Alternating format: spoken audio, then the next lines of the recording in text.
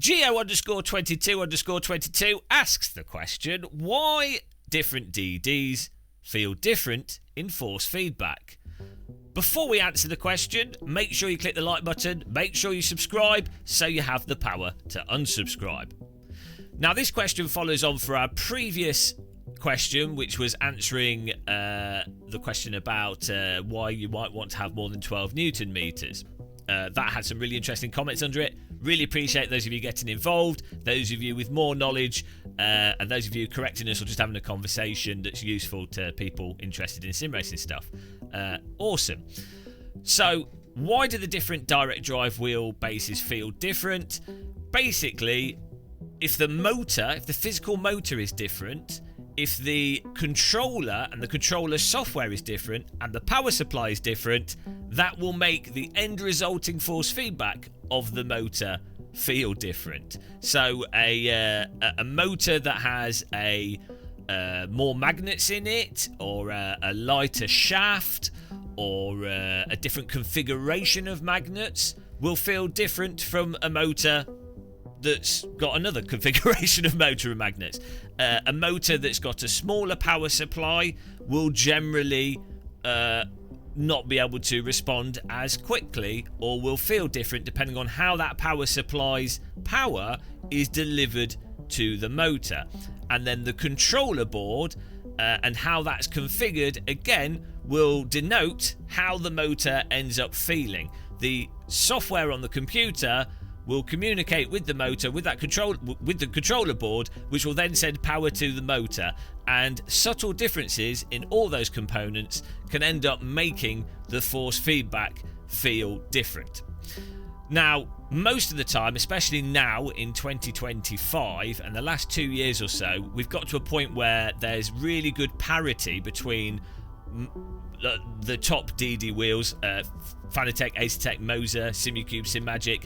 Once you get to sort of 8 Newton meter, 12 Newton meter, they're very, very similar in feel, in end resultant feel, and especially once you change some settings in the software, you can get very similar results. Like, effectively, the wheels are basically the same. You do get people that really delve into it, and you will have one wheel that's objectively better than another one, and you will have wheels that are subjectively different, and people will argue over what's better or worse, but they are very, very close. Like, the big issue is more the simulation software and the physics in a simulator, and how the physics and the force feedback in the simulator then send that signal to the wheel. So the actual way the simulators play is more important than the hardware in many ways, in terms of what's really important to force feedback. Another thing worth mentioning, or stating the importance of, is the software on the PC side. So the software that lets you change the interpolation, damping, wheel strength, all that kind of stuff. The different manufacturers have software that's sometimes more or less intuitive to use, or has better or worse defaults on it. And as a result, that can have a massive impact on how the wheel is to actually use, especially if you're someone that doesn't know what they're doing in terms of setting up a wheel. Or, for example, let's say you went to a trade show, or you're just using a random wheel somewhere.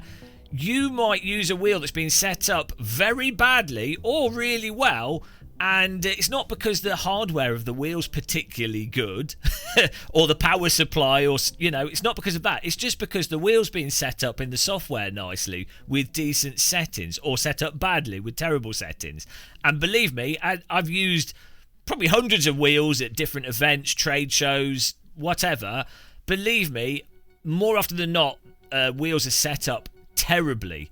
And I don't mean subjectively to my preference. I mean in terms of just being able to feel what the sim's doing, or compared to a real steering wheel or whatever. They're set up in a way that makes the wheel feel broken. So the software on the Windows side and how that's set up and how easy that software is to use can also really affect the end user experience of a direct drive wheel. So hopefully that covers the question, why do different DD wheels feel different? There you go. Let me know in the comments if you've got a good question to ask that I can try my best to answer. Again, I'm trying to do this off the top of my head. These are trying to be quick videos. I know they're not that quick because I'm really bad at not wittering on, but I'm trying my best. But I really appreciate people that actually have more knowledge, like if you're an engineer or you've got specific knowledge, or if I say something dumb, which is most of the time, if you can elaborate on that or add more context to it, that is absolutely fantastic. Because I myself also, I like reading stuff. Like when I'm doing live streams and I say something stupid, someone pops in chat and says, oh, there's more information. I really enjoy that, because if it disagrees with me, I can learn from it, and if it agrees with me or gives more detail, that again I can learn from it. So that I really appreciate that. But there you go, guys, more questions on the way, more videos. Thank you very much for watching. Happy tea drinking, take care, and goodbye.